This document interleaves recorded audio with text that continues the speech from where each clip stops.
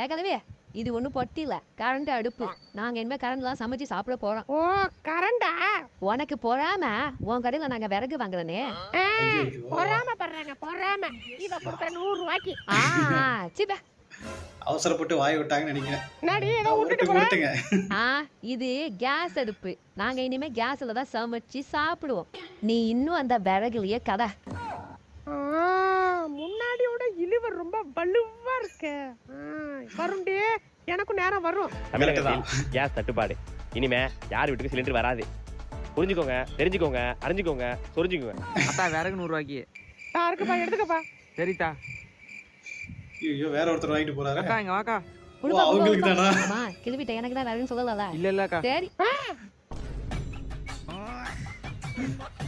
ஆத்துல போட்டான் தண்ணி அதை எடுத்து குடிச்சுதான் பண்ணி